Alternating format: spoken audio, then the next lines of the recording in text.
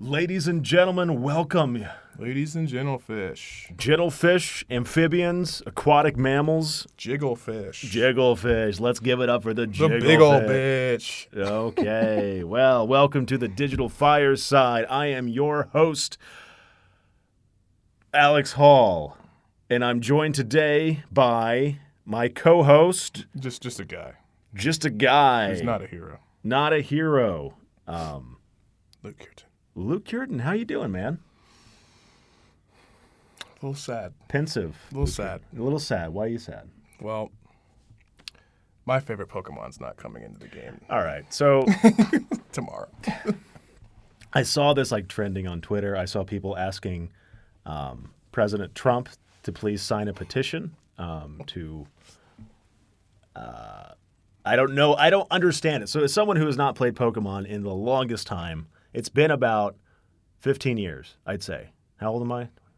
No, it's been probably closer to like 17 years, probably, really. Since I played like Pokemon, I think it was like Yellow, with the one with the Pikachu that follows you around. Explain. The Pikachu, like you're so out of touch that you don't know what's called. Everyone knows what fucking Pikachu is. Well, okay? I know He just that. had a goddamn movie. True, he did have a movie. Ryan Reynolds. It's a great one. Was Ryan Reynolds? What's his name? Little mouse guy. Was Ryan Reynolds that? Was he ended up being his father at the end of that movie? No, it was him. Detective Pikachu was Ryan Reynolds. No, I know that, but like when they got their bodies switched back. Oh yeah, the main character's mixed. Yeah, his white dad, black mom. Oh, okay. He's mixed in real life, so it works. But It just works. it just works. Just works. It's believable. Totally believable. Yeah. So explain to me what the outcry is about the newest Pokemon release. Sorry. Add it to the counter. Explain to me the outcry about the newest Pokemon release, because I don't understand it. Like I know there's Pikachu, Charmander, Wartortle. You can't be serious. I am. You're not serious. Dude, it's been a long time since I played Pokemon. Bro, anyone who played the originals can name at least Bulbasaur, 10. Bulbasaur, Porygon, which was the kind of racist Pokemon. Well, how is he racist? How's it racist? Do I really need to go into detail about it? Yes, you do. His name is Porygon. Okay. He's a computerized digital Pokemon. Okay. We not putting the pieces together here? No, please explain. It's supposed to be Polygon, but they call him Porygon because he's Japan. You not? Oh my God! Whatever. So there's Porygon. On you, buddy. Executable. The eggs. He should be executable. The eggs. Yes, There is Executor. Charizard. Or Executor. Charizard. Right. Yeah. It's He's kind of the same evolved thing. form of Charmander. Yeah. Onyx, and Mewtwo, and also Mew. And a lot of those that you just named are not in this game. Okay, so why is that a big deal? Well, it is a big deal. I mean, I don't think it's a big deal personally. I think it's Okay. As someone who appreciates people's craft and art and how hard it is, like from being programmers ourselves, like fuck, that's gonna take a long time. But to not include all 800 and something Pokemon, your new game that you're adding more hundreds into, Right. on top of the new gameplay you're supposed to introduce, and on a new platform that you're not used to from, you've been doing the same platforms for years. I don't mean the actual platform. I mean handheld, small, Right, right. compact. I don't mean the actual physical one. But you're moving to new hardware that's brand new. People don't really know how to do that. It's not a Nintendo studio. It's a third-party studio in Game Freak. And so people are like, oh, well, Mario can make it a big world, and Breath of the Wild could do a big world. But you forget there's different talents to everything. So, like, LeBron James in NBA is a different talent than Caldwell Pope. Dude, you need to back he's still. up a I'm second. saying he's still in the Totally NBA. lost So like, me. there's developers out there that are just far more superior than other developers, right? Okay. And so like you can't hold them to the same standard sometimes. But the reason why everyone's mad is because that is one thing. Okay. They say that they took them out because a lot of it is because they might have been caught in a lie. So they say they took all these guys out because they're working on the new innovations and graphics. Mm-hmm. Well, the graphics have showed us have not really been some type of, blow me away, amazing thing. So that kind of made people scratch their head like, this is what you cut all these people for? Like this little slight increase in graphics from a 3DS? Yeah. That, and on top, they got rid of, I don't know who's on the committee. One, I don't know who's on the committee that gets rid of the guys that did. Uh-huh. They made terrible cuts. Just awful. People's fan favorites, people like Dragonite. I'm sure you know who he is. Now I mention him. The big ass Yeah, fat if you dragon. mention him, I will recognize him, I'm sure. But He's gone. That's my favorite Pokemon, by the way. But he's gone. He's like, okay. Okay. And there's certain things that just happen. Is Pikachu in there? Mewtwo's not in there. Arguably the second most popular. Is Pikachu in there? Yeah. What about Clefairy? I don't think so, but Jigglypuff is. I haven't. There's Jigglypuff's a in list Smash. online that I'm sure shows there who's is. in it. Yeah. But it's just like people feel like they were supposed to be given more. It's kind of like a sense of entitlement in my opinion. Okay. We deserved more, and the wild area, that the open world part aspect isn't as full and lush as we thought it would be. Like Breath of the Wild is. And it's like, Dude, you cannot be serious. You didn't think there was actually like a Pokemon Breath of the Wild. a lot of people look it up. A lot of people, when people it was are announced idiots, after dude. Like that Let's is- Go, they're like, oh, No we're getting way. a full-fledged console game. They're like, oh, because they looked to like games like the old GameCube game was Pokemon XD or whatever. That was on GameCube. You could run around and do a couple missions, but like even that had more of a base of like open worldness than what we got here. Which I agree. There's certain things obviously that they need to have explanations for, and not like, oh, we couldn't fit it in the code. It's like, no, you purposely made these cuts for a certain reason, but you're not telling us the real reason. Well, see, what I don't understand is that, as maybe as a Pokemon connoisseur, you could maybe better explain to me. But like, I feel like if I want a certain kind of Pokemon experience with the Pokemon that I like in it, I would just go play a earlier game, because they seem to me to be very formulaic. Mm-hmm. They seem like, hey, you're a young kid. Here's a professor named after a tree. Now go out, pick your 3 starting Pokemon, go out, Shit out of everybody. just take their just money. battle everyone, take their money, and then go conquer the Pokemon world. And it seems like to me, the only real variation, like I know they got like 2-on-2 or something, or like that one mobile game I tried to get into, I couldn't do Masters. it. Yeah, do you play that at all? Yeah, I kind of gave up on it too. But I'm saying I like played that the was 3 games, introduced in I'm the just main kidding, I games, like 2-on-2. That's when like there were actual innovations. Like that was like 2-on-2 was the main feature of the next game in Yeah. Hoenn region, Gen 3. So Hoenn region? it was What's like Sapphire, Ruby and Sapphire. It was on the Game Boy Advance. So version. there's like a Hoenn region? There's Kanto, Johto, Hodo. Sorry, Kanto, Johto, Hoenn, Hoenn. Sinnoh, What do they do in the Unova. Hoenn region? Kalos, Alola. Dude. This is why I don't give a shit about Pokemon. But I was like, after Gen 3, which was like 2004, uh-huh.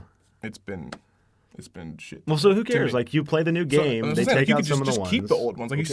said. The old ones aren't going anywhere. It's like last time I was talking about, oh, you ruined my childhood. Your childhood's not going anywhere. It's just ruining what you think is left of it. Maybe it's just not as good as it's gonna be. Maybe it's not the same developers. First of all, people forget that's not the same developers that made your childhood games. They may have been like 50 when they made those games. You don't know. Yeah. They're probably retired.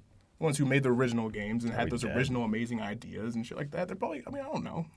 Like, no one knows. Like, everyone's assuming they're the same guys. Like, people get let off and go, come different ideas. People like them, whatever. Mm-hmm. But people die. I think I think God. that people aren't looking enough into it. Like, so if you had a movie, right? Like, so Joker is a great example. You go in there with the mindset of, oh, this was not the Joker that I know. Mm-hmm. Why didn't we get the Joker that we all know and love? Where you could just take it as what it is. What was the product that was given to you? Was it good? Boom, end of story. Rate it from there. But people aren't doing that with this game. They're like, what should have we gotten? That's what's going to make the game bad? Like, I understand you can hold things to a certain standard. Don't get me wrong. But at the same time, that cannot be your only gripe, is the thing that you didn't get in the game. Like, play the game.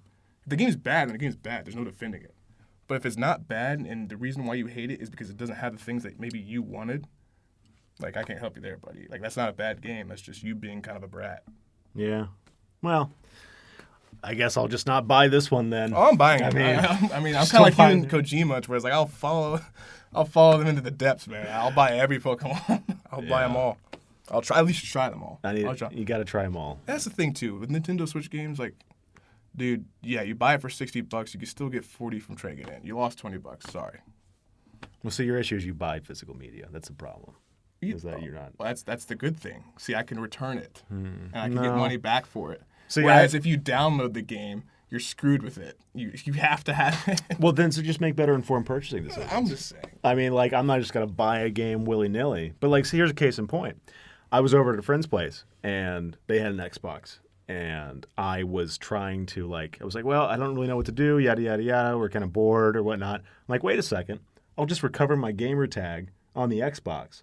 And instantly, I could access my entire library. A ton of games to play. Were you able to play them? Yeah. So that's the thing. That's one thing I think Xbox may have over PlayStation. Because I did that before. I've done that before on my other friends. So, I had a PlayStation Plus account. This was a couple of years ago. I don't know if it's changed. I haven't tried it since. Huh. And I tried to play a game that I downloaded using PlayStation Plus. So, it's like one of those PlayStation Plus free games a month, right? And I logged into my game, my account, and downloaded that. But for them to play it, they need to be logged in as me. Like, they can't, so we can, if I went to your PS4 at your house and mine's still at home and I log into my account and play that game, we could play it together. But if I go home and let's say you want to play that game, but I'm on Call of Duty, I'm online, you can't play it. Oh, yeah. It's like you don't have that instant access. But we were physically in the same location. I was playing as my gamer tag thing. So, that, to me, I think just be smarter about the decisions you make when you buy games. That's just me. So how's Death Stranding coming for you? It's fine. I haven't had a chance to play it yet because I don't own a PS4. I was just kind of wondering. That's okay. That's fine. Speaking I can wait. Of one, bad purchase, and two, you need a PS4. So it's kind of a double-edged sword. I'm not even gonna bother now because they got the new ones coming out in less than a year. Yeah, I've got a PC. It's great. It's phenomenal. Got your fucking $5,000. I think it ran me about $1,200 all total, but. Building it was like open heart surgery. It was just really intense. That processor, man, freaks me out. Anyway. Yeah, that's how it's going. That's how it's going. All right, so your life is grinded to a halt because of a Pokemon game meant for children, but okay. Yeah, but this weekend is pretty big because, the wife's going to town to hang with the family, have a little vacation. Yeah, so I'm home, I can play, just chill out. I got Fallen Order coming out the same day, so. Okay, if Pokemon sucks, I'll play that. I saw that game. Someone was streaming on Twitch or on YouTube. They got an early copy. It's great. I don't think it looks very good. What? Yeah. It's fantastic. I don't think it looks very good. I think it's going to be one of those shut games. Down anything. You don't want to be touched. You don't want the itch to come back. That's what you're shutting yourself out. I really don't think it looks that good. You don't want them to get you again. I'm going to predict this. You probably went the first day of Battlefront in 2015, the new reboot one. You probably went in there and pre-ordered it and midnight release, didn't you? No, I had EA access, so I got it for free. Oh, okay. I got 7 days early or something. But that looks like a high 70s, low 80s Metacritic game. It doesn't look very good. I'll give you mid 80s. I think it looks like 84. I think it's going to be 81 is the highest it'll go. I predict 81, 82 highest it'll go. I'm leaning right now towards a 78. Why? Why is it so adamant? It looks very boring. What it is when I saw him running around out there, it was like a Souls game kind of, but without the polish of a Souls game. The combat kind of felt really sort of janky. Well, that's what they did. They did that on purpose because they're only showing the first two. All the gameplay out there are the first two worlds. He had the game. He was playing it he broke the street date for it, so he already had it. We were seeing the actual gameplay.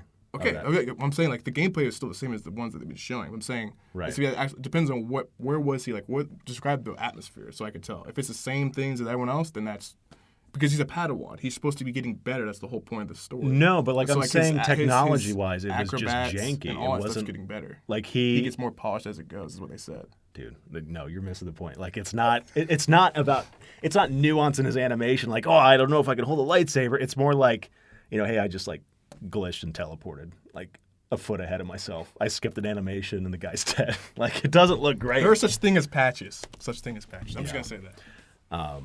But he was in this there was a lot of platforming. It was I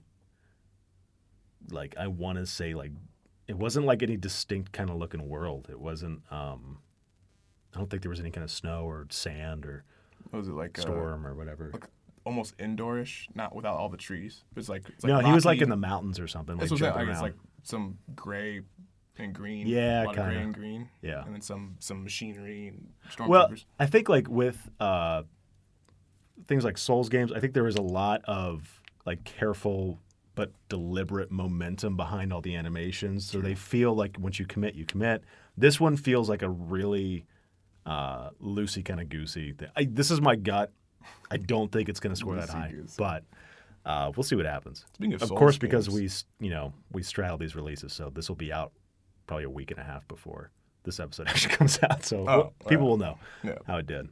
Yeah. Speaking of Souls games, Yeah, I was just gonna get real quick that I did text you like there's nothing. I don't think there's anything better so far in the world of gaming this year of playing and progressing through Sekiro, like successfully, just like because I put it down for a good like 4 months because I Yeah. couldn't get past a boss, and Yeah. I finally did. Like I felt so weird because I picked it up. It's like I'll play it again, and I beat it on like the third try that night. yeah. I was like, okay, so I checked the patch notes to see if anything happened. They haven't patched it since I left, so it's like the game didn't like get any easier. I was just like, was I just ass? or was I just in my bag today? And I went through it, and then I went through like a couple more levels. I'm like, I'm cruising through this game. What the fuck is going on? And I hit another halt today, so I was just like, You should start take streaming that. I Take think another that'd be day cool. off. This is, I might. I mean, I have all the equipment necessary, so I might do it. But then I heard Twitch is on decline. So Sky's just falling in the game world, apparently. Jesus. Mark Cuban just said that investing in an esports team is a stupid move. I could see that. A lot of athletes are coming out and saying like, because Gordon Hayward, like I told you, we've mentioned him before on the show. He has a team and like he's big into it. He's a dual athlete, but like his teammates and stuff are now starting to buy like Overwatch teams and stuff like that. And it's like he's like, that's not a good idea. This is not gonna work out for you guys, especially if your guys are the owners. Like you are a casual player, you don't know anything about the circuit, Yeah. and you're NBA, you're busy. It's not gonna work out.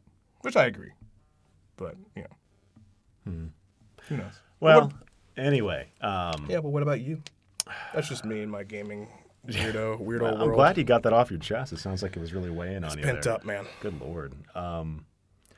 Nothing too crazy. I completed my first. So I've been like kind of booking some different people to get on the show and all that kind of stuff. And one of the ones that kind of caught my attention is this guy named Cole Robinson, and he is a kind of personal trainer on YouTube, and he is very adamant about fasting. And he's got, I believe it is called the Snake Diet on YouTube, and he's Purple Cobras. yeah. And it's really interesting because, he's just talking about the different ways that fasting can benefit you and how to fast and that kind of stuff. So in preparation, because I wanted to have him on, I ended up doing a 48-hour fast. I finished it Tuesday, and that was You could not have felt good. that was insane. That is the biggest misnomer about that stuff, because there was a point around like hour 24 to probably hunger comes and goes, but like 24 to maybe like 36. I was kind of like getting occasionally like intermittent hunger pains or whatnot, kind of feeling whatever. But like I've noticed a substantial cognitive benefit from that kind of stuff. Yeah, but it's how really was your remarkable. fasting though? Because I don't know if you knew this, but I did early in the summer. I did about a 2-week water fast. Okay. So that was a little different than maybe just cold turkey, not doing any type of consumption. But I had water fast, and I felt great the first 3 days, and then all of a sudden, like That's what I hear. after is that. the first 3 days, I was just like, one, I was super lethargic. My head was constantly like, "Come on, man, you gotta put me down." And 3, I was just like hungry all the time. Even if you fill up with water, like it goes away. People like me, I guess, athletes, bigger people who consume more, who need to consume more, it just goes right through them. And so like after every so on and so forth, no matter how much I drank, like I would be hungry, and then I was miserable. So I was like, I can't do it. I gotta find another way to fast. So like, how was it different from that for you? The fact that you're able to just kind of like, I'll do 40. It's 48 hours. So that's not anything to sneeze at. It's a long time not going with anything. Kidding me right now, dude? That was on plan. That was the only plan. But like, how did you feel after that? I'm sure you felt, vindicated in some sense. Mentally Gogginsy. But Yeah, I was channeling my inner Goggins with that. Jesus Christ, we gotta get you. We gotta get you a cough button. Season 3, we're getting Luke a cough button. No, it was really interesting.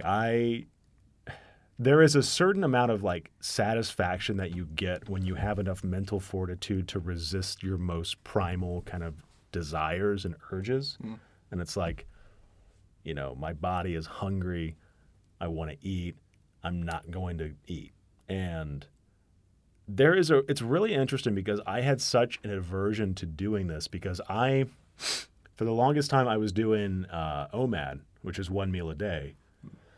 So, I mean, it's, about a 22-hour fast, 23-hour fast, and then you have that one meal and then you're good. And like working up to that was pretty interesting. But taking that plunge, because as a society, we're so conditioned to eat 3 meals a day. It's what we're taught, constantly. And maybe that's a part of our consumerism culture or whatnot. But anyone I would talk to about that or what I was doing was like, well, you got to eat. It's unhealthy for you to not eat. And I'm true. like, I've been told that my whole life. yeah. I never eat breakfast, and I usually only eat 1 meal a day, just like my normal. Yeah. Just the way I am. Yeah. And I think, recently, last 2 weeks, I've been doing slim fast. So like instead of eating, I just replace it 2 meals. I eat dinner every day. But the first 2 deals, breakfast and lunch, I'll have the slim fast shake. And that will help me get the nutrients I'm missing from not eating, but at the same time not. But that's not fasting, though. It's slim fasting. It's But not. I'm also working out at the same time. I've seen good results with it so far. As long as you're seeing good results, by all means.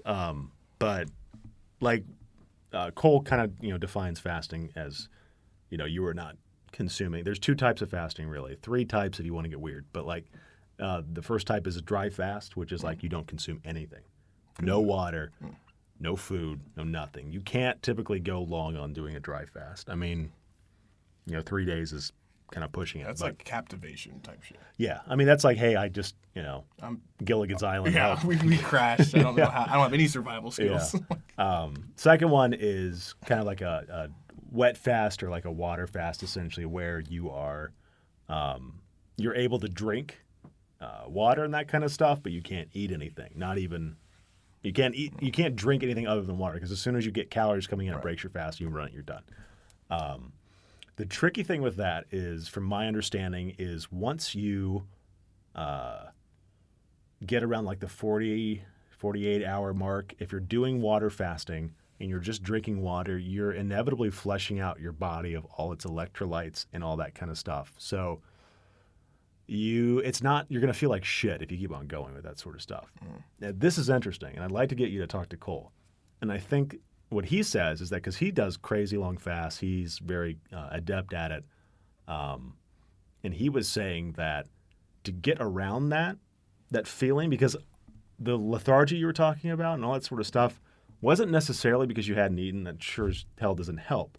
But it's because you kind of flushed all your body of all its nutrients because you kept on drinking all this water and then just pissing it all out. So he has this thing called snake juice, which is basically it's like 2 liters of water. There's some pink Himalayan salt mixed in there. I want to say a little bit of maybe baking soda or something. All the stuff is 0 calories. It won't break your fast, but it will replenish your electrolytes and that kind of stuff. So that's what you're supposed to do. Legal on the market. Yes, dude. Yeah, I made it myself. Like it's not. Is this in the back of a? It wasn't like the DMT RV? stuff. All Is right. this Walter White shit. Yeah. No, it's all you can just buy it in the store. It's like altogether it's probably like $10. This episode brought to you by Snake Juice. Snake Juice. Go and buy a copy of it. But yeah, so like that's how you get around that. And that's how people can go for like weeks doing fasting. And apparently like the longest fast was like a 370-day fast from like this dude who weighed like 500 pounds. It's insane. He lost like 120 or something crazy. You see, that's the thing. Like, if I'm 500 pounds and I lose it that way, I feel like that's people can lose weight so much or equivalently the same way by working out and just eating right. Yeah. What separates maybe this guy you're talking about? What separates that research and that experience from working out? Is it just for people like you may just want to not have to work out, and you just need to find a way to do something different? Maybe you're not adept at working out, or is it just like this is a better version of what you're doing? You'll lose weight faster. Is it a different type of thing, or like how do you justify recommending that to someone? So that's something I want to get into it with him. From my kind of understanding of like following his channel a little bit and looking at some of this stuff, you get results way quicker. Okay. And that's an incentive for sure. That is a big incentive. But a lot of that is to kind of help divorce and separate yourself from, say, for example, if you are let's say if you are over 300 pounds, okay. Automatically I'm going to assume that you have an unhealthy relationship with food. Like, I'm sorry. Like, really, honest to God. Like, I mean, as someone who is close to 300 pounds, maybe if not pushing over that. We're not talking about, like, big daddy, like the wrestlers and, professional athletes that are linemen, like regular dude down the street, 300 pounds. Because there are some people who are just good 300 pounds. Like, Andre the Giant's going to be 300 pounds. Okay, if you're listening to this, you're not Andre the Giant. I'm just going to throw that out. He's dead. But he's a hero. He is a hero. I'm just going to go ahead and assume that you do not have a healthy relationship with food. And you are kind of addicted in a way to food. Right. Doing this fasting stuff helps kind of detox your body and break you from that cycle of being dependent on the shit you're putting in your body. He's saying, and again, go check him out. His name's Cole Robinson. He's got his YouTube snake diet and all that kind of stuff. He's got a very, let's say, intense presentation style. I'll have to show you a video after this. Listen, you nutbags. You'll see.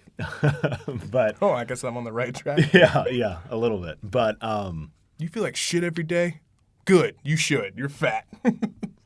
Yeah. You know what his tagline is? He starts every video with? No. He screams, "Hey, fatty." That's his thing. Oh, God. It's funny. It's got its own you're there for a reason. You are. And, like, he's helped a lot of people. And so, he's talking about how people go through, like, keto flu and this kind of, like, withdrawal stuff from getting all this shit out of your body that you've been kind of pushing in there over time. And it's really interesting how he's coached a bunch of people that have lost hundreds of pounds and kind of helping. The fasting stuff helps break that pattern of, and starts to form more positive relationships with food. But like even doing OMAD, 1 meal a day, I was logging some of my weight stuff within about 20 days doing OMAD, and I am pretty sure I was lazy on the weekends. I'm almost positive. I can't pinpoint exactly what day, so it's probably less than 20 days of doing OMAD. I lost about 10 pounds, which is really incredible. Also depends on what type of, well, obviously I'm not going to say what type of person you are. Everyone's different, obviously. But I'm saying like what type of, I guess, you're right when you're saying that you were lazy about it. But I'm saying, I don't know, for me, when I'm doing that type of stuff, I always stay stagnant. Like, it never changes. Like, there's certain things that I need to do that check off. Like, I need to, like, I hate doing it, but the only way I've ever lost weight, I've tried a whole bunch of stuff as an athlete, is just straight up running sprints. Like, even if I go run, 5K a week or something like that, just keep running consistently, I don't lose any weight. I may get more cardiovascular endurance, but I don't lose any weight. But if I start sprinting, like high interval and training, okay. Yeah, if I just start sprinting and doing let's go to the football field and run 20 yards 50 times, something like that. That's my workout for the week or something. I see amazing results. But the fact that you were able to lose 10 pounds just by doing that, I don't know what you were doing. Well, to be fair, as a preface for this, I was in the gym every day. I tried to maintain my standard routine as much as possible, and that involves spending about an hour and a half in the gym. With a mixture of weightlifting and cardio and that kind of stuff. So my activity level was not, my BMR was not just like, hey, this is stagnant sitting on my ass just waiting for the fat to fall off. It was, somewhat active. But and voila, new man. I'm a new man. I think it'd be an interesting conversation to have, especially. I think it'd be cool. After that, we would be able to kind of we should do like a challenge or something like that, and just kind of see what we can do. But let us know if we can do a challenge or not. Let's have Alex do something that sucks. I'm already doing it, so. Let's have Alex do something that sucks. If it doesn't suck, I don't want it. The best comment we will read, and Alex will do. Oh, fuck. Alex will do it. It's got to be within the... I can't. Not like go up on the building and do chin-ups on top of the building. It'd be funny if you robbed a bank, did some cardio. Thanks, dude. They just have the It's probably that one guy Chase that goes Luke in the road getaway in. car. Come on, you fat ass. All right. Yeah, I mean, so we'll see what happens, but it's been pretty cool, and I'm excited to keep on doing this because what I'm going to try and do, because I've been talking with him, he says the only way, 2 conditions, that he'll do an interview. Oh. And he's like, 1, you can't be vegan because I don't do interviews, and I quote, with fucking vegans. Well, good thing I'm not. Which it's okay because I'm not a vegan. Fucking faggot. And all right, Jesus. Oh, save the animals. Animals are here for us. Eat the animals. God. Just make it goddamn sense. And 2, he's like, you need to do a 72-hour fast, snake juice fast. Does that include both of us? Like, am I allowed in the booth if I don't fast? Hey, who let that motherfucker in? Well, I want to do it just out of curiosity to see if I can do it because I want to push myself now because I can do a 48. 72 hours, dude. 40. I mean, you did 2 weeks. I mean, That's did water. you really? Though. That's water. But snake juice is water with just extra shit. Oh, okay. With his product, he kind of wants. I bet he probably wants to see the results on somebody. Like, I'm sure he's seen results on real people, but like people who are skeptic about it and people he's going to talk to about it. He's going to want to know if you understand what he's saying when he's talking to you. So he's probably like, hey, you need to. It's like read my book before you put me on the interview show. Yeah. You know what I'm saying? Like, so you can have something to say, back and forth type of thing. I know, but Dan, I really did do the water. And you had no calories at all for 2 weeks? That's a lot. It sucks, especially as someone who. That's like, a lot. when I do eat my whole life, even was like, it to get my ready for best the wedding? body. My best body was probably freshman year of college, which was about like 5 years ago. Freshman year of body, and I was about 215, lean, full 6-pack abs, all that shit. Yeah. Playing, first full year in collegiate baseball, like they really get you in fucking shape that year. Oh, I bet. They're just like, hey, you don't know nothing about working out, all that type of shit. They do it. Everyone who has done it, they understand. But even then, I was only eating once a day, and that's just who I am as a person. I just don't like if I'm hungry, I just kind of like sit on it, and it goes away, and I'm on to doing other things. That wasn't that difficult for me. It was just the things that it made the eating part was never difficult for me. It's just the way it made me feel not to. Because at least when I did eat one meal a day, I'd have that one just big old meal, and then I'm good. Yeah. I wouldn't have like a small meal when I had that one meal a day. Don't get me wrong. Like I had a pretty good, I'll have some of that, I'll have some of that, and not worry about what the hell I'm eating because I'm working out like a hellhound every day. Here, with the water, it was just difficult because I couldn't have that. If I could have like one meal like a week type thing, that would have been even better. But the one, like, it was just tough because everything was just so different. And then obviously you have to be at the top of your game at work. And that wasn't helping because it's like, dude, I'm so tired and you want me to do all these fucking things. And so I had to cut it because I just couldn't perform any of the things that I wanted to do throughout the week. That's crazy. Dude, 2 weeks, 14 days. If I had days. nothing to do, if you just told me you'll get paid for doing this fast, kind of like if you're like Mr. Beast or something, Yeah. I would do it. And I wouldn't think twice about it. Huh. But I don't know, man. 72 hours is a long fucking time. Yeah. Oh, it is. But, I made 48, and I bet you I could have gone more if I wanted. But I don't see myself doing it again. Cause the reason why I did it, because as you know, I'm a big fan of Tyron Magnus. And he did it back in his old days. He'd always talk about water diets and how it affected him. And he'd tell you what's going to happen to your body and all that shit. And that's the reason why I tried it. Well, I think that the reason why you started feeling so shitty, like I said earlier, I think it's just because you flushed all your stuff out, man. Like so what do you think about those pills that do that? Those actually work. Like they have you go to the bathroom 1,000 times. The cleanses. Yeah, you take two pills a day for 14 days. I don't know. I don't know enough about that to weigh in one way or the other. I used those. I did. Yeah. I mean, all it seems to be doing is just flushing everything out. Yeah, it just gets you out. But I mean, water will do that by itself. Yeah. It'll get all that Diuretic or whatever they call it. Disgusting shit out of you.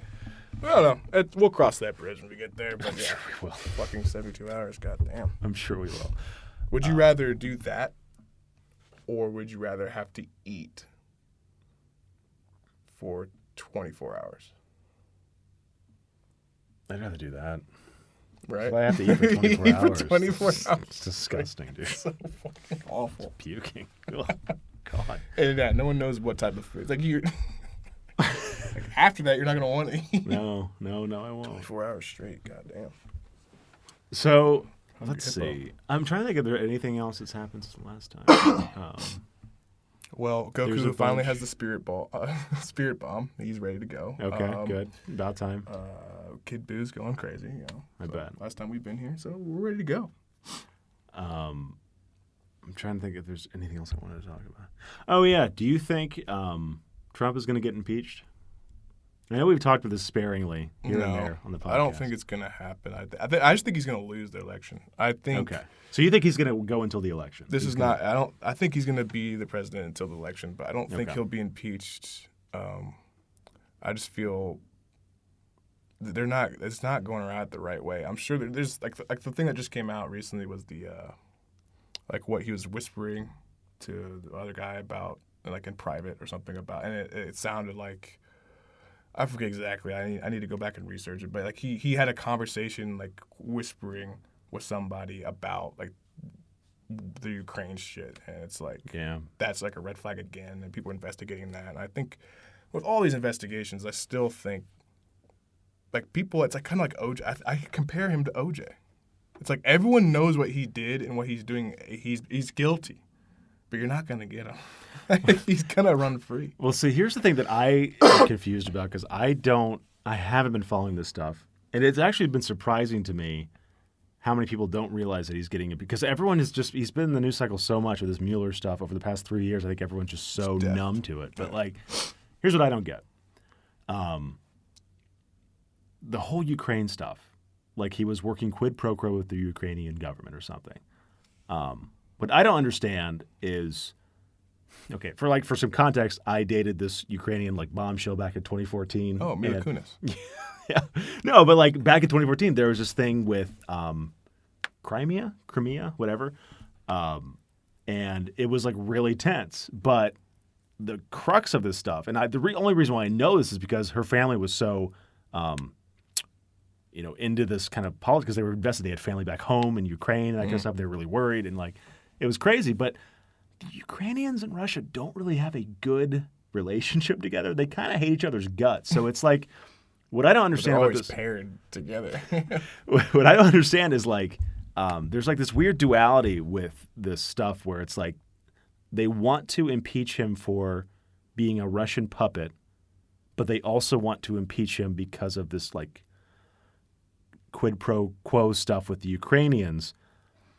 But like, I feel like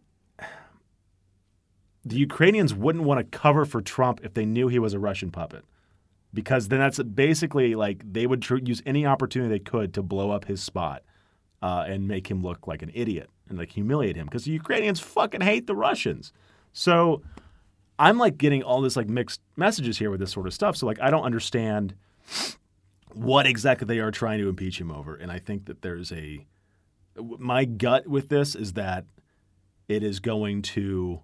Because I posted this question on my Facebook. I was like, well, could someone explain to me the left side of like why pursue impeachment if the Senate is controlled by the majority Republicans? Because in order for a president to actually get impeached, they have to be tried by the Senate, and the Senate has to support the impeachment. But if the Senate is standing with Trump because they're majority Republicans, it doesn't matter if the House votes on impeachment. It's not going to go anywhere. I mean, this could just be the kerosene for the fire.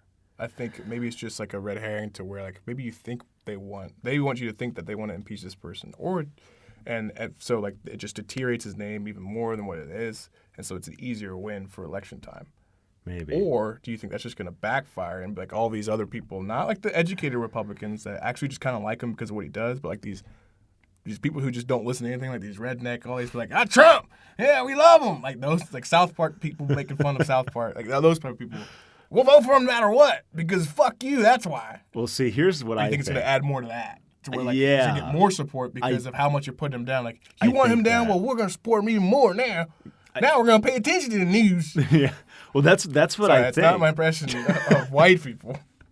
I think people are getting a little testy probably, but that's my impression of the racist white people. Right. I think what it would do if they can't get him, and I don't see how they could get him, because I think what they are relying on and hoping for is Glove that does not fit. Is that Must have quit. Is that I think they were hoping to convince Republican senators to come on over the aisle and help support the impeachment. And I think that is a huge, huge task. And you're asking someone in politics to be a good person? Well, that's a lot. I think, the people support it for their own human. reasons. But I think that is a lot to ask from a Republican senator. And it's a lot to place all your, eggs in a basket on. Right, and yeah. so what I think is that what this is going to do, if they can't, I think this was a huge misfire. And I think Tulsi Gabbard was right about this. I think I don't know what her stance is now. I mean, everyone flip-flops in politics, but not to excuse that, but I'm just saying. Particularly Mitt Romney. He's the best pancake out there. But I think that this was a huge mistake to go after the impeachment stuff, because I think what it's going to do, once they can't get him impeached, now what? that is going to, like you were saying, just basically be like a rallying point and be like, they tried to get me out. They couldn't do it because I have done nothing wrong. Let's do it. Let's beat them. And they're going to be like, yeah. Let's continue to make Let's America do great. So, I think that the Democrats, I'm going to keep on saying this and beating this drum. Let me just think about that. They can't get out of their own fucking way, and they are shooting themselves in the foot. They are running out of toes to shoot, and they You know what's funny about that to me? It drives me crazy. Is that, yes, this is a country where you should be innocent until proven guilty. But obviously, in everything that goes on when it comes to reputation, it's always guilty until proven innocent, correct? Usually. Yes. Well, in the eye of the public. In the public, yes. Yeah. So in this instance, why wouldn't people apply that same logic? You know what I'm saying? Well, I think it splits down the middle. For think Trump, will be all, you got to prove it. Yeah. But if it was Obama, oh, he's fucking guilty. But then that fucker's guilty. But on the opposite side, it's the two sides, they just switch, depending on if it's a Democrat or a Republican. Right, but if you were a owner of a company, right, and I'm your employee, yeah. Let's not even say your owner, just your boss. You handle my firing or hiring, right? Mm-hmm. And I'm just doing all of these just normal stuff, but people come up to you like, hey, man, Luke's harassing us in the hallways. Like, all right, well, blah, blah. And another month later, hey, man, Luke misplaced my project and we missed it and just all this shit keeps accumulating to you. Yeah. And there's no proof of me doing any of this, right? But people just keep doing that. What are you thinking as an employer? Are you like, I'm just done with this Luke nonsense? Like, I'm just going to cut him? Or you'd be like, hey, you guys can't prove anything, so he's going to stay until that happens. But it's obviously disrupting the office and your business. You're not getting production done. But wouldn't you think you would just cut ties with him anyway? Like, hey, you're not working out. You're not a fit for what we're doing here. And again, you could say, well, you can't just do that because then we could do that for anybody. Well, you could do this both sides, like you said. We could flip-flop and do that for anything and anywhere. Slander is no longer a thing anymore for some weird reason. It's a law. You're not allowed to do it. But for some reason, it's not. And it sounds like I'm actually defending Trump right now, to where it's you can't just say something and then it makes it stick. I agree with the fact that you have to prove it. Yeah, I agree. But for some reason, no one's holding that accountable now. Well, so here's the thing. I'm thinking of in terms of saving trying to save, quote unquote, the country. Afterwards, sinking ship. Well, honest to God, depending on how they handle this kind of stuff, this is a very slippery slope because you have so many people that are so incensed and so outraged, and I think that, if you are going to impeach Trump or whatever, you need to cross your T's and dot your I's to a insane amount of degree, because if you don't, his base is never going to forgive that or forget that, it needs to be it will be insane. So Osama bin Laden hit. This is our chance. Do it. It needs to be something like that. And I know I flip-flop on this a lot, just based on the current climate that we. Not very credible, but not very credible. I'm not a political analyst, so just FYI. But Dante's still going to be in Smash, and Goku's going to be the final character announced for DLC Pack 2. Hat Kid for Smash. Kid Boot Smash. So I think that unless there is some sort of crazy thing by Yang, I think it really is down to Yang. Come to the light side of the force. Or Tulsi. I haven't heard too much from her lately, but if you need some more confirmation on Yang, you need to talk. You need to go look up the Ben Shapiro Yang interview on Shapiro's show. Okay. That interview months ago is really what's kind of okay, this is our guy. I think that it's just solid questions from Shapiro, who is on the right. Mm-hmm. Is answering solid questions that aren't unbiased, just straight up like factual, like this is what you've done, this is what you are doing. How's this going to make sense for us? Why should we vote for you? Type questions, And then he has his own spin on like his crazy thoughts. Yeah. Yang answers them with such like precision, and it makes sense. He's not dodging any of his questions. If he adds another question on top of a question, he'll get to his first question, then answer that question. He won't just forget about it and act like it wasn't asked. Yeah. It's just and Shapiro applauds him for it. He's like, most people wouldn't do this. Like, thank you. Like, this was a great and all the people in the comments agree. Like, this is like one of the best. Like, just like it was so refreshing to see just both sides. Just like, okay, let's just talk. And obviously, Shapiro disagreed with some things. Well, yeah, it's Shapiro. That's That's what he does. But I'm saying, like, I respect both. No, actually, it's wrong. I actually love Shapiro. I do too. I do too. I actually love him. Yeah. And he just, both of them just went after it. It was just a good, solid debate. Not a debate, but just like back and forth. It was good stuff. Have you seen that thing with sorry, it's kind of like a 180, but like the North Korea stuff that just recently went out? Dude, what are you talking about? I know. I'll ask you after that. Okay.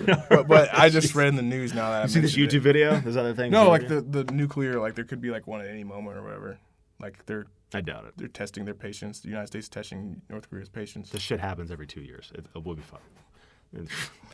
Kim Jong-un is going to get his like ego placated and he's going to go back in. It'll be fine. I don't even worry about it. Anyway. Trump's going to be like, after he loses and it's the new president, dude, look what they did in Korea. Look what they did in Korea. They fucked it all up. I really don't think he's going to lose. Like, that's my gut. I think it's going to be crazy. He's going down like timber. Anyway, all right, so we are finally going to get to your emails. We have started a new little segment where we actually have a call-in line now, and I'm really excited about this. So basically, you can call in to this number. Let's see if we can bring it up here. 323-207-5637. Leave a voicemail. It can be from anything. And, like a shout-out, say, like, what, a great job we're doing, what a terrible job we're doing. Just be was ah. So I'm excited because it kind of gives like a cooler way to engage the audience than just reading comments on videos, which I love that too. So if you want to do that, I love doing that. Luke loves comments. I love comments. Keep them coming. All right, so I'm excited. It's kind of like a radio call-in station a little bit. So it's like, we could do this like, we got Hot 97 here. We got the. All right, so everybody, get ready. First caller, go ahead. Hey, big boy. So excited for season 2 just so I can watch you in that booth all day long. Stalk you later. So thank you for your call. I should have known this was going to happen. Honored to be stalked. Never been stalked before. There you go. Yeah. It's a step up, I guess. That's a good. I can defend myself a little bit. Just depends on what type of stalking it is. Yeah. But thanks. Thank you for your call. Thank you for listening. Thanks for listening. Thanks for your support. Thank you for being alive. Thanks for doing that. But yeah. Okay. No name, no. No, nothing. That's Thank not you, Miss scary. Anonymous. Yeah, that's not scary at all for me. That's great. All right. Let's go. Next call.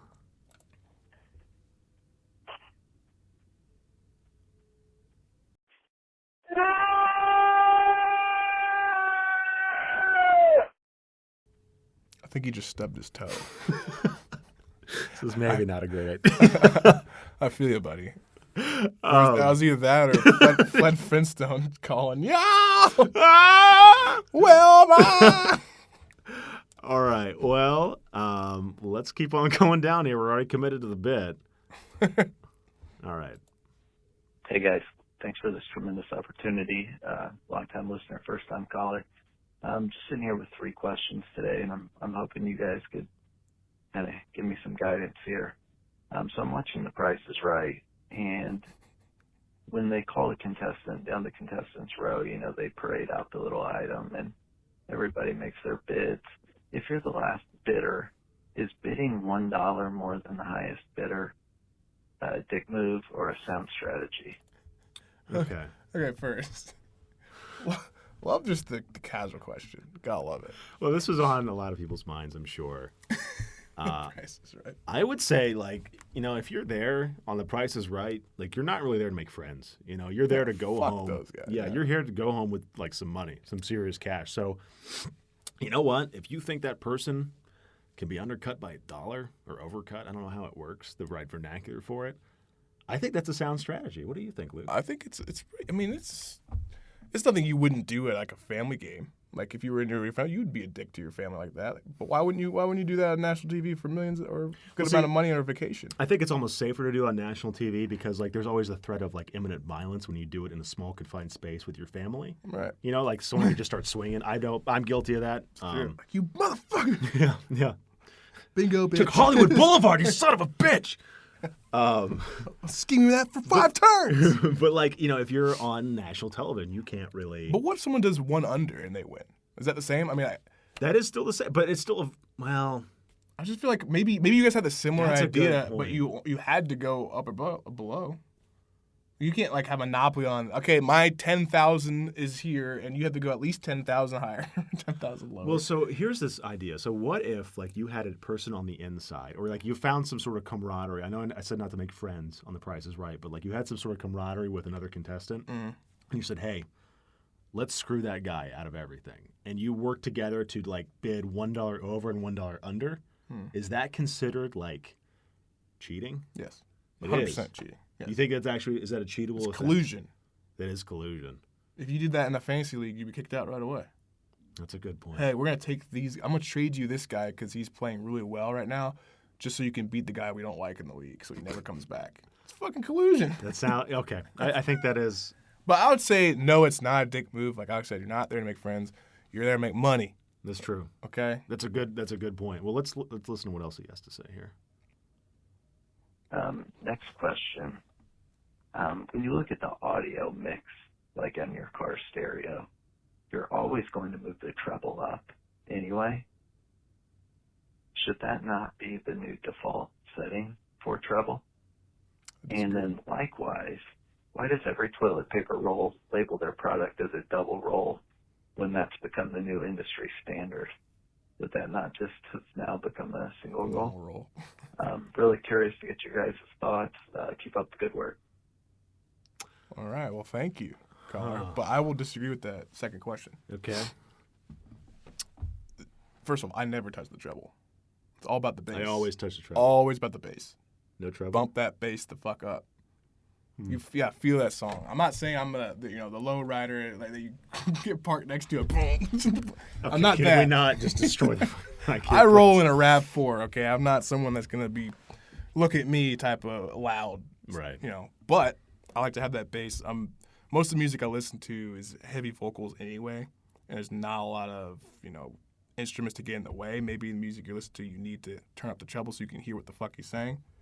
But I'd say no. I don't think that's a standard that it needs to be. I mean, just having it all equaled out and being able to customize the way you want, that's just how it should be. But everyone's car is different. Everyone's hearing is different. Yeah, because if you automatically turn the treble up and you say, okay, well, everyone does it anyway, let's remove that. But you're removing choice from Right. people, Yeah, and and people that's don't like bullshit. that. But here's another It's point. kind of like abortion. Are you really gonna fly that flag right now, dude? Oh my God. Digital Fireside's canceled. Got too political too fast. We gotta ease He's like, people really? into- On my fucking question? I don't know. I don't encounter that anymore. I know what he's talking about, but I really haven't used a car stereo like to listen to the radio or CDs in a long time. It's always been a Bluetooth to my iPhone. I still rock the CDs. I don't. Radio every day. Yeah. Radio every morning. 105.7 here in Indy. Uh-huh. Got the oldies and then my, the actual CDs, Michael Jackson, all that shit. Weird. You do know what Bluetooth is, though, right? I do, but I really enjoy, I like my old media. And then third, toilet paper. Yeah, I agree. It should The just be toilet called paper, standard. That's legit. I understand it completely, and They're trying to sympathize. sell something that, not everyone, I didn't really know that. I'm saying, not everyone knows that information. So if you sell it as if it's something brand new or something different, then the person looking at the product will be like, oh, a double roll. You're selling them something that's not there. It's just being a good salesman. And, I agree. It should be cut out. Yeah. But, what are you going to do? Okay. Our next caller, go ahead. Alex, it's Max. Looking forward to season 2 of the digital Fireside. But riddle me this. How come you have not done a digital Fireside by the Fireside? Don't worry, season 2, I'm bringing the fire. See you soon. That's a good point. I didn't think about that. It's a good question, but you had to have caught up with the namesake. The reason why it's called Digital Fireside is different. It's not literal. No, it's not like literal Fireside Max, chat. it's more of a thing to where it's supposed to have that comfortable feeling of you having a conversation and somewhere relaxing. Yeah. That's really kind of the vibe that Alex was going for with the naming of it. That's what I started out with. Yeah, Anyway. to I don't know where, what the hell it turned I into. mean, if you want it to be like a Between Two Ferns type thing, where we actually have a fireside, we can work on it. We can go mobile, but it's a funny question, but it was more. The naming was more of a welcoming thing, like, hey, come on over, take a seat, listen to what we have to say, and give us some feedback type thing. That was kind of what it was. Well, I've talked with Max a little bit here, and he should be coming on this season, so I'm excited to have him on. It'll be very fun. All right, next caller. I'm sitting here, barbecue sauce on my titties. All right. Well, this one is not a. You're right. Go on. Okay. No, I think we're good. We don't need any more of that. Getting on my titties like you wanted me calling me all next the time. caller. Is that your sister? Oh, yeah. What? What was that? I don't. Let's do that again. All right. I thank you for that's your the call. same barbecue lady, but she's climaxing in that one. Well, it's a different number, though. It's a completely different area code. So home phone, cell phone. Who has a home phone? It's 2019. If I'd be 2020, man. I have my digital media. Yeah. I have my home phone. All right. Next caller. Hello, lads. Name is Joseph here, calling in. Listen, just wanted to give a shout out to my pal Caesar, who unfortunately passed away recently in a pretty gruesome accident. All I have to remember him by is the stupid bloody headband he always used to wear. Those Italians in their fashion. Anyway, shout out to season 2, Digital Fireside. Excited as always. Cheers. Is that a JoJo reference? I fucking hate him. I know exactly who fucking called it, but yeah. That is 100% Joseph. I know that's a character from it's JoJo. It's season 2, Pillarman, baby. But that sucks. I hope that you can cope and get revenge for Caesar. He sounded like a good guy. I think he liked that headband. For you to call it stupid, it's kind of a douche move if you're really good friends with him. But whatever, do your thing. Well, I think you're inferring a lot. He just said he passed away. He didn't say anyone killed him. So, peeling back the curtain here a little bit, but okay. Next caller, go ahead. Hello, my name is Anthony Marmolejo, a.k.a. Dr. Creepypasta. Just wanted to ask you a quick question about if you were ever going to plan on making another Creepypasta video game type of thing. It'll be really interesting considering the fact that I did really enjoy the Ben Drown story, and I was thinking maybe you might want to come up with something new and fresh that basically might cringe us even more. Thank you so much for your time again. Oh, well, thank you for the first actual question. I think we've got this entire little segment here. Yeah, I definitely have played around with the idea of doing other creepypasta stuff. And, 2019 was a big, get back up, get back at it kind of thing with starting this sort of podcast, starting this recurring thing. So I'm kind of building momentum towards something pretty powerful. And I did some travel stuff out west to talk with some people that will go unnamed right now. But let's see what happens next year. Yeah. And Chuck Strangled 2021. There you go. Chuck strangled. John suffocated. On PS4. Exclusive. Let's see. Next caller. Thank you, Anthony. Hey, Alex. This isn't really a funny voicemail, but an appreciation for your Ben Drown story. I know that's pretty old now, but I kind of get nostalgic thinking about it because that was my favorite story from whenever I was a kid.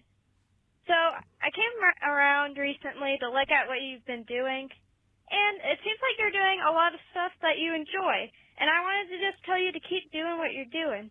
And I know you're probably not going to make any more stuff about the story, but I really appreciate that you're just doing your own podcast and stuff.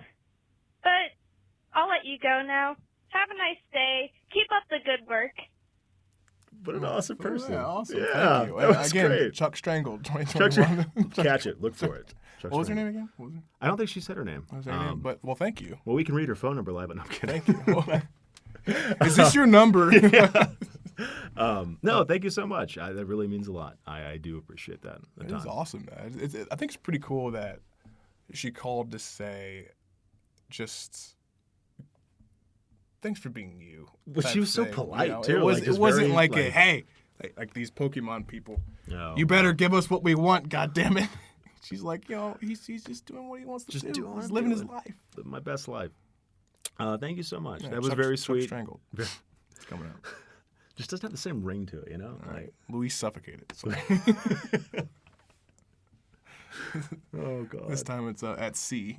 Oh, wow. It's That's a Wind different. Waker. Wind Waker. Wind Waker Of course. mod. There you go. That's a great, yeah. Got to update it to at least a game that's still almost 20 years old at this point. At least it's not 1999 anymore. 2001, something. Let's go here. Next caller, go ahead. 2003. Yo, Alex, Ben Albers. Bet you didn't realize Ben Drown had a last name. I wish we were hanging back at Flew in the 1R days, man. Really excited to track the show. Digital Fireside's where it's at. Love to see the progress. Big fan and can't wait to see where it goes. Peace. Peace. Oh, man. So that's a fun fact because I haven't heard from Ben in forever. That's great, dude. That's really cool.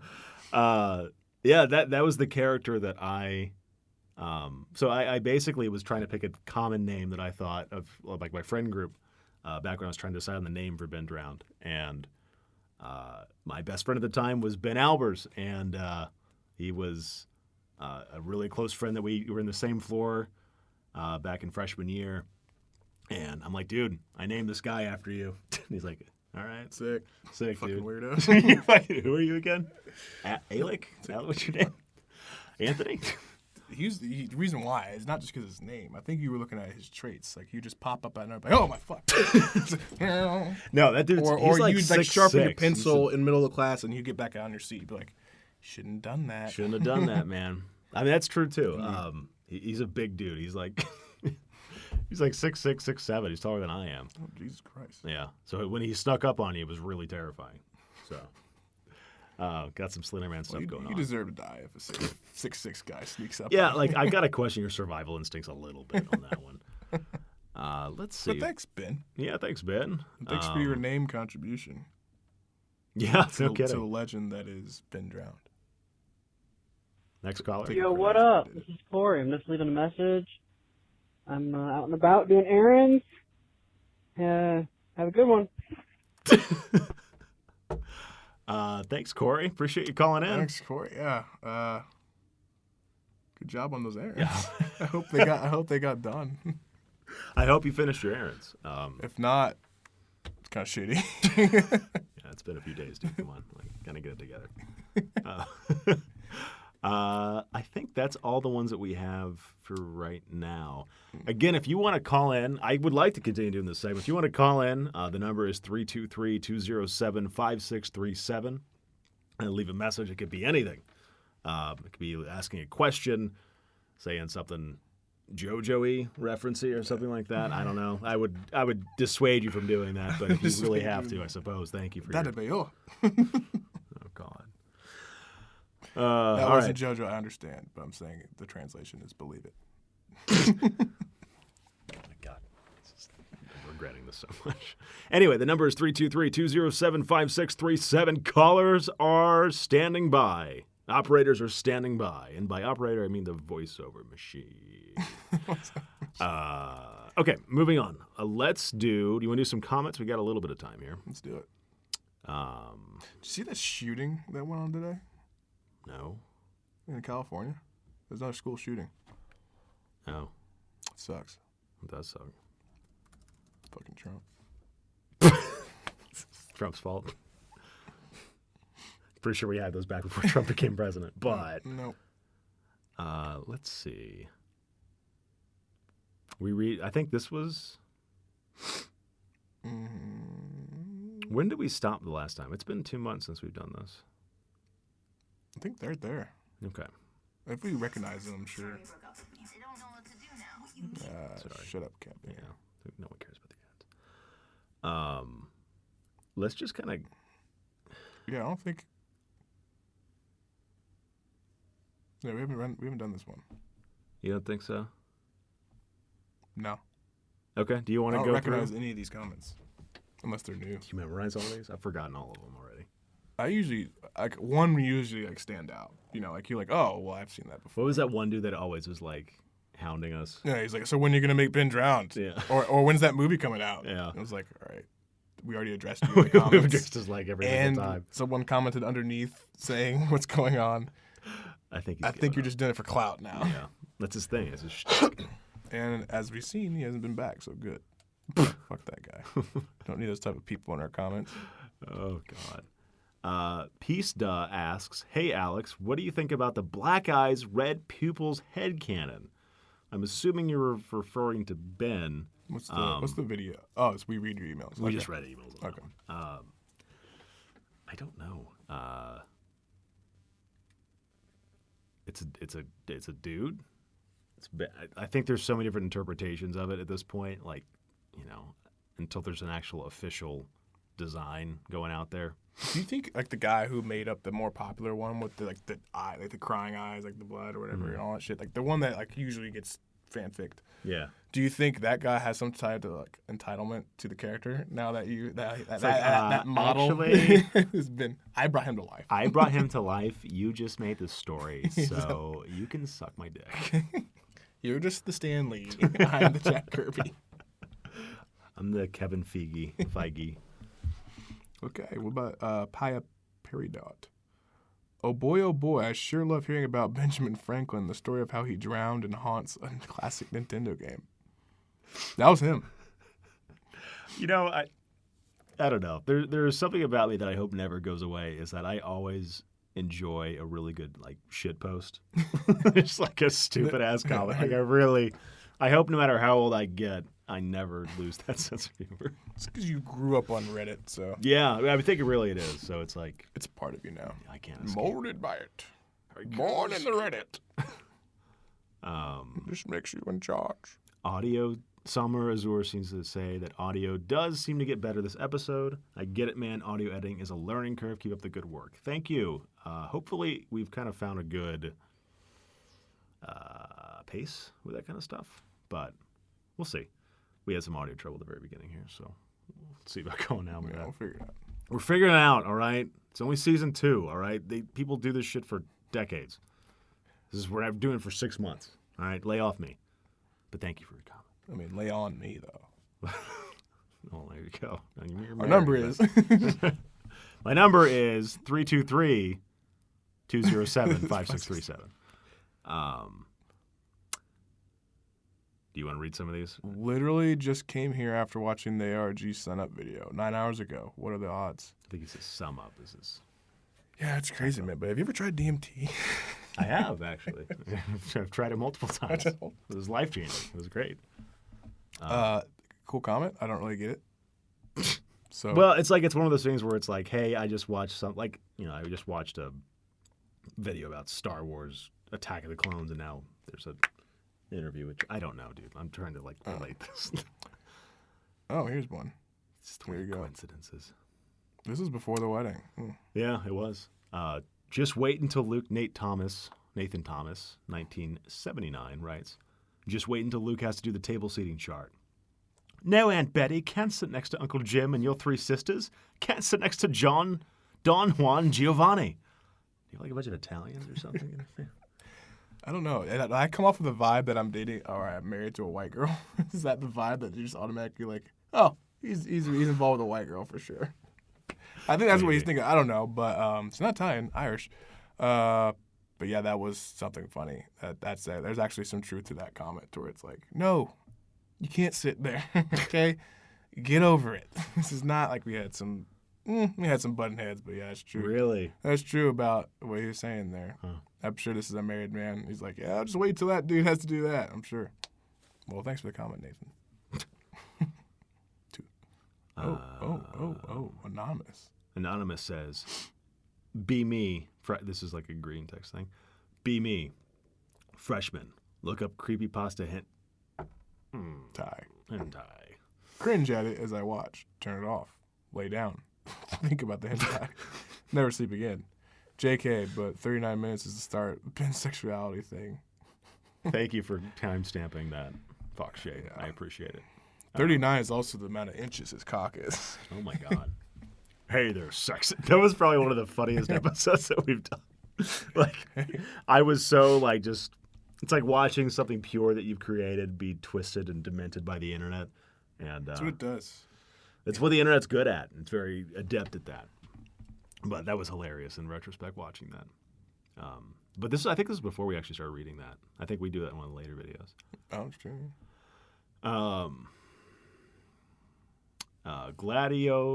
Gladiolus says, I remember during one of the Chatango Q&A years ago, you said there was a theory that was pretty close to the basics of what was going on in the ARG. I've always been curious which theory it was. Would you be willing to tell us which one? If you even remember, LOL, it has been a long time. I don't remember what that was. It was probably like 7 or 8 years ago. I'll have to look it up, but I would be willing to update you guys if I figure that out.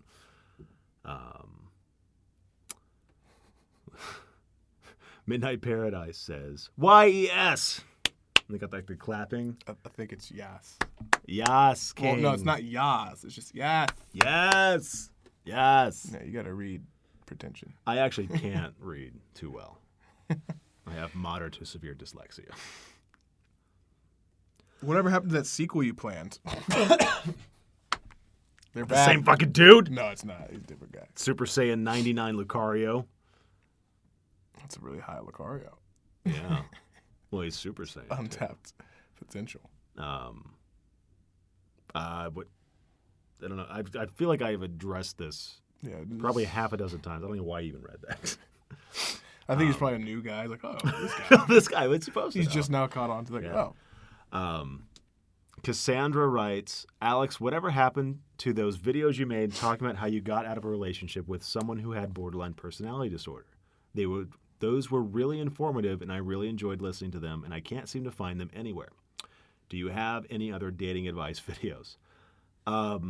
So that was a thing. Probably two separate. Yeah, Those would probably probably. be two separate videos. I had to like save my ass and like get the fuck out of there. So two things. I guess I'll divide it into two different sections here. One for the Jesus. Yeah. So basically, with those two videos that I made, this was back in early 2018. So it's coming up on 2 years now, and that was when I got out of a rough relationship with someone who had borderline personality disorder. It was crazy, and I made those videos as kind of for a double purpose, kind of more cathartic for me to kind of get it out and talk about it, and also to kind of help men out there to better understand and know kind of the warning signs of someone with borderline personality disorder, so that kind of stuff doesn't really, or you can do your best to mitigate getting a relationship with someone who has that, Right. because it is incredibly destructive and insanely damaging. So Right. I wouldn't mind talking about that because I have a couple close friends that have BPD, and it's not really a laughing matter. It's pretty. It's pretty ugly. I can laugh about it now because I've so far moved out, but that it's not what you was see in the insane. movies. Like, oh, she's bipolar or something. One, bipolarism and that are completely different. Yeah, they are. And two, it's not as black and white as that. Yeah. To where it's like it's just like a switch. It's not like that. No. Yeah. Well, I ended up. It's different. I made those videos private because I kind of realized at some point there was a lot of rambling because it wasn't like rambling necessarily, but like I was using those videos as a kind of an outlet. An outlet, basically, to channel like what all the stuff I was feeling, that kind of stuff. A therapist type thing. Yeah, yeah, and like I realized that kind of stuff, it may have sounded like droning on a little bit, and I want to revisit that at some point and kind of deliver this message in a more succinct way. so people can glean what they need to out of it, and so it helps people. Because again, I say it. I would be talking about it from like the man's perspective in terms of someone who is dating a woman who has BPD, but I'm sure there are some concepts that are applicable to both sexes because I think men can get borderline personality disorder as well. I think it's rarer, but I think men can have it as well. Yeah, I know for a fact they can. Okay. But I wanted to like revisit it back when I was at a more comfortable place to talk about it. Now it's been like 2 years. I'm like flourishing. I'm doing great, and like everything's going really well. But look at me now. Look at me now. Look at me now. Getting paper. There is a time and place for that, and it's probably going to be soon. I'd like to do something like that this season and talk about it. But I took those down because it was raw, and I didn't. There are some things I've learned since then by doing some research on it, yada, yada, yada, that I can better articulate the points I was trying to get across. And, at some point, it's not a fucking diary for me. It's not like the reason why I really want to talk about it again is I want to help other people and other men to avoid the same kind of mistakes that I made with that sort of stuff. It's not a hero, but. Not a hero, but. Just here for the people. Just here for my people, Just here for my people. And there's a second part of your question. Do you have any other dating advice videos? Maybe in the future, I guess. I don't know. But that's the next big one I think I'd want to do in terms of that. That'd be a good video. Yeah, I think so. I just need to find the right kind of avenue to do it. Maybe there's a person I would reach out to bring him on here, like a Skype session. Maybe you should have a woman come in. Get their perspective. Is Maybe. your advice valid in the eyes of a woman? I don't want to exclude anybody. No, but that's who's the thing is like straight. Here's the thing that it kind of gets into a weird subject with because women have a shit ton of support groups for that kind of stuff, and men really don't. So I think I'm not saying someone who's going to butt heads with you, just someone who can. But I think a lot of stuff I would talk about validate. is applicable and relatable to men, and. You gotta have someone that has that. I'm not forcing you to bring in a woman here, but I'm saying Lucas is my show. It's not inclusion, but I'm saying there are women out there who just have level heads. Like, yeah, I know, I'm needy, or yeah, I know. That's not what I'm saying at all. But like, the person I'm having in mind is a guy who talks about like dating and relationship advice on YouTube, and you just want to go to your man cave and almost because things, guys, trucks, sandbox. Monkey barrels. Monkey barrels. Donkey Kong. I don't know. What if Ben swam? Then I guess he wouldn't have fucking drowned. Next question. Josh Animations. No, it's Amations. Amations. Josh Amations. Hey, Alex, I'm working on a project and I have a quick question. Does Ben have a backstory and what's his last name? It's implied that his last name is Lawman, but I just wanted to check. After all, you are his creator. If you do respond, could you please reply to my comment so I get it as fast as possible? Your response would be greatly appreciated. That was 2 months ago. He's definitely concluded that. Whoops. That story. Yeah, I don't know. We'll see. I can't answer that right now. There's things that are kind of in motion with this sort of stuff. I can't talk about it. I can't talk about it. Leave Joss. me alone. How dare you? Milk tea? Is it true that the entity Ben isn't actually the deceased child, but rather a spirit or a demon that took his name after he died? And if so, what happened to Ben's corpse? I really enjoyed this podcast, by the way, and I have not had any problems with the volume. Apologizes for the grim question. Thank you, Milk Tea. That is an interesting observation. I think you're saying that because you didn't think it would go this far. Like, I don't think you didn't have a contingency. Maybe it just kind of became its own monster. Maybe it isn't. Who knows? You guys think he went into more depth than what he did? He was pooped after the story. After he finished writing that damn story and put it together, put it online, he's like, all right. I slept for like 2 days after. I was like, that's it. Done. You know, he's not God, but he rested on the last day. On the third day. Fourth day, actually. He rose. Ben drowned for Super Smash Bros. Ultimate. Hey, I agree, Robert. Yeah, we just need another link. No, he'd make a really good assist trophy, I think. Oh, yeah. That's it's like true. he pops in and just like paralyzes everyone or something. I don't know. Let's see. Pista writes it again and says, I just noticed the LED strip light colors have always been the same throughout the digital Fireside. Huh. Interesting. Also, the episode is interesting and to watch, even despite the fact that I don't know what to do with my life. I don't really have any real passion yet. Here are some really interesting points in the video. This is under the... This is under for creatives and entrepreneurs when we had Stan Mattingly on. Yeah, Stan's a really interesting guy, and he's very talented, and he's a bit of a renaissance man, so it's like, I can get how that might be like, intimidating a little bit for someone watching it. But I think the important thing is to start doing something. And if it's big, small, whatever, just start. And... I'm not exactly, we're going on almost 2 hours here. I'm not exactly in a great, life advice kind of amp up sort of mood. But, I would like to revisit that again. And I have a guest coming on that would be able, that's going to expand upon that a little bit. Just I can't do 50 push-ups. We'll just do one today. Yeah. Do 2 tomorrow. Yeah, absolutely. You'll be surprised what happens. Do 3 the next day. All right. Well, this one's the comments on We Read Ben Drowned fan fiction. Do you want to dive into something? Let's go with the first one. You always got to start off right with the first one. Okay.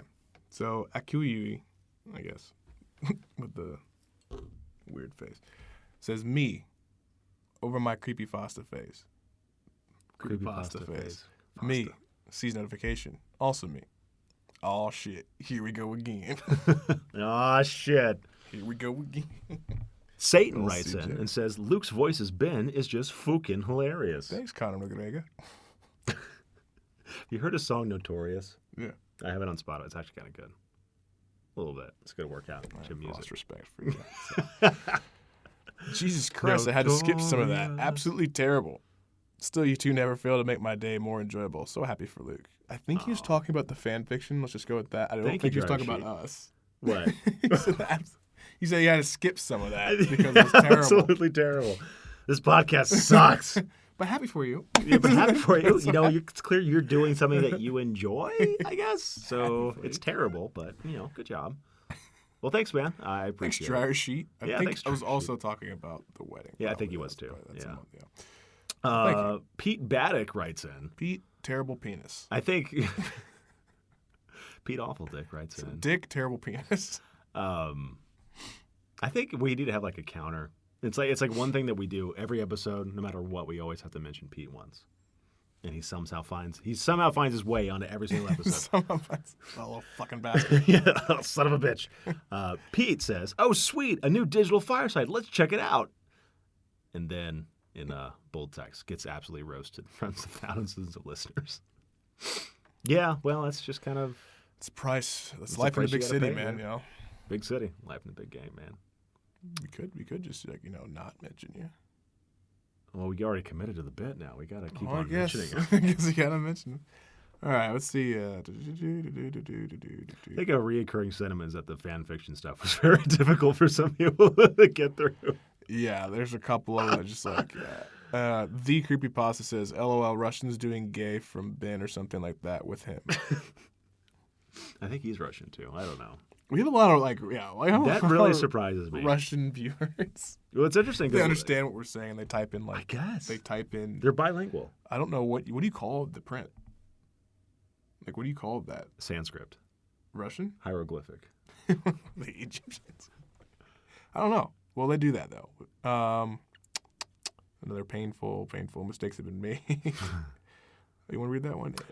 Amethyst Julian says, "Oh my God, did you two even realize you were reading a sex scene at one point? XD. I already had read so many Ben Drowned fan fictions, and damn, they're mostly all the same, to be honest. I know, it's very disappointing. As a creator of this, you could have made him more scary stuff or more kind of cool. But somehow he always ends up with his giant dick. Yeah, I don't get it. I mean, it really hurts to see how Ben and other creepypastas are changed from their psychotic selves to persons who are all lovey-dovey. Thank you. They're not some kind of sweet lovers. They're killers. Thank you.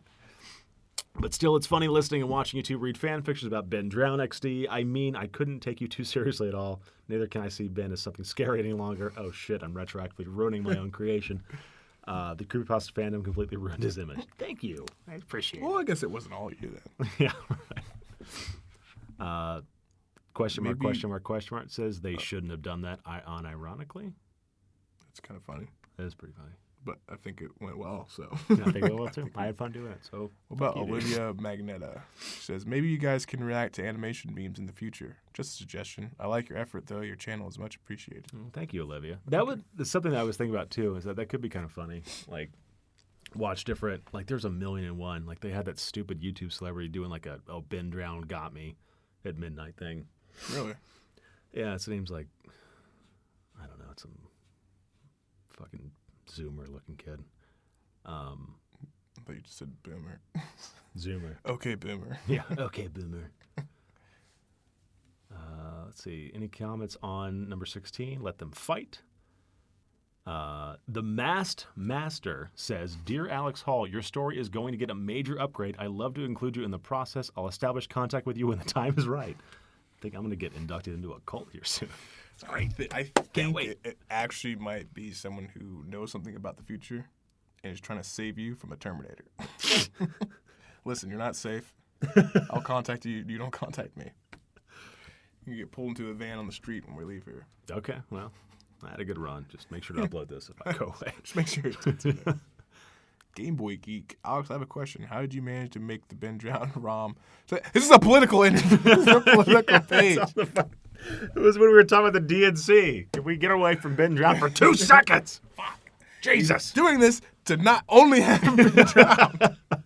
This is going to be it. We're going to be doing this like 5 years from now. We're still going to get these same fucking questions. No, it's okay.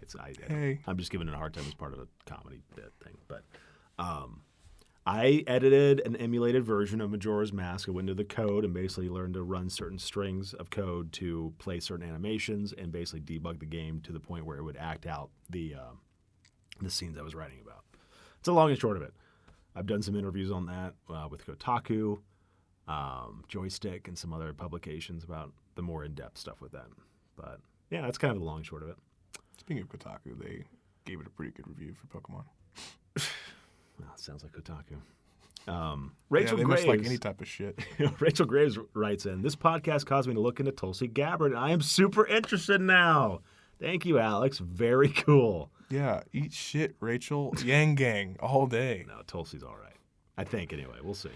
But that's cool. I'm glad we at least are able to kind of broaden some people's I am horizons. glad. Like, I am glad that someone said something about what we were talking about. Yeah, that's right. Tootie the Boy writes in and says, what happened to the Clive Barker series? I think we already explained that, but that ended up falling through with Warner Brothers back in 2016. Yeah. Well, Machinima and they announced it. Warner Brothers announced it in 2015, but ended up falling through, and nothing up with that. Oh, Sushi writes in, says, okay, so you know how in the text file, the truth, it says not to trust his YouTube or anything else after the file was uploaded? Well, what if Ben was still in control? What if it never ended? Again, political video. But it's a good point. I don't know. Something to think about. We can't confirm or deny. All right, you want to get this top one here? Reflian says, okay, so I was fangirl hunting. Weird. So I typed in Ben Drowned Wife, sorted it to channels, and your channel was the first that popped up. Good. I am Ben Drowned's wife. Big smiley face. That is true. Okay, that's true. Yeah, they've gone through some rough times, but they're back together. They're no Stronger than ever. In this 2019 society, they feel like they can be out in public together now. That's true. Instead of popping up out of nowhere. That's true. But yeah, they're working on it, just like everyone else. They're not heroes. Stranger writes in and says, dunno when the Ben Drown guy started hosting Trump Derangement Syndrome, the podcast, but I guess it's the world we live in now. We have another one saying, Skin Dizzle says, Orange Man bad. Just for the record, I am not staunchly opposed to Trump like some people might think I am, just because I am not conservative or whatnot. I can admit that he's probably done a few things right, and I kind of keep my own personal political stuff really close to the chest. I don't like him. Fuck him. Luke doesn't like him, so we're kind of half and half here, a little bit. But we'll see what happens with that sort of stuff. I think that you can rest easy. I think that he's going to get another term. I guess I should clarify. I don't mind. I don't know him, so I don't know. You don't know him personally. No. I don't like. He's not a leader to me. Does not fair. have any leader qualities. He wasn't qualified for the job. I feel like he bullshitted. So he got an A on a paper that he didn't write. That I could go into that, but we don't have that much time left. I think at some point we should get into debate some of this stuff because he's a can of worms for sure. I feel like that it's not a good look for us as a country. But I digress. Yeah, I'm not. Yeah, I'm kind of in the middle on a lot of this stuff, and I'll leave it at that for now. But it's not as cut and dry as you might think, dude. Mickey Hoffman, new subscriber. Love your stuff. Aw, thanks, Mickey. Hey, Mickey, you're so fine. You're so fine, you blow my mind. Hey, Mickey. Hey, Mickey. Dead Promise says, have you ever seen the side curtain of a blind side? The fuck does that even mean? I don't know. I think I just activated someone who's watching this. It's like a Russian sleep rate. Look, zit.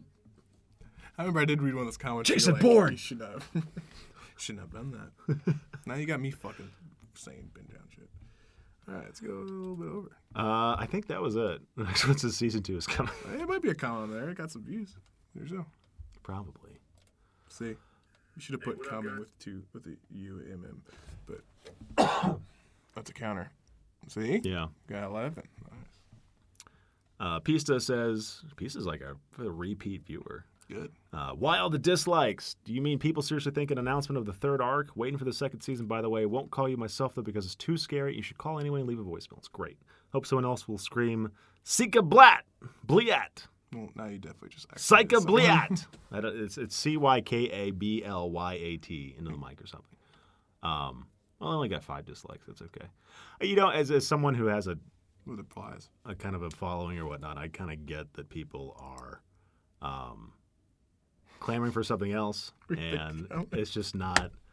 Let me read the guy's reply to that. Oh my god! So he goes, "Fantroid fan Roblox 9,000." Great comment, by the way.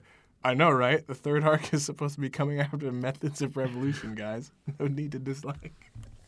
Jesus, she's giving you hell for not doing it. Well, no, I think that's fair, and I've already kind of explained. Yeah, I've already kind of explained refunding people and that kind of stuff. So it's fair play, mate. Nico Bellic says, "Why did you do it, Alex? Why did you burn me?" I guess I killed the protagonist of GTA 4. Yeah, unknowingly. So that's the next that's literally who it is.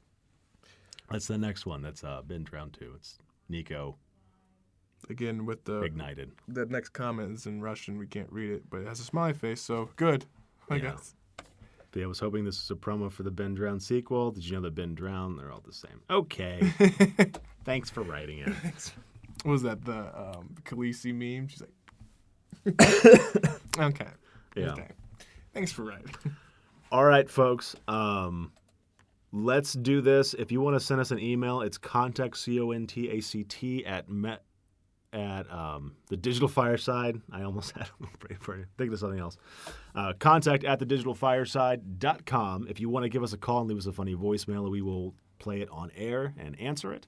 The most interesting will be able to come in and sit on Alex's lap. Don't say that. It's not true. You can call us at 323-207-5637. Again, that number is 323-207-5637. All right, friends and family, you can find me on Alexander D. Hall on Twitter, Facebook, and that's it. What about you, Luke?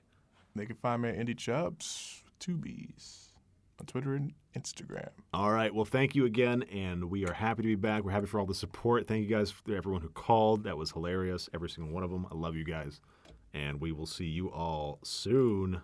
See ya.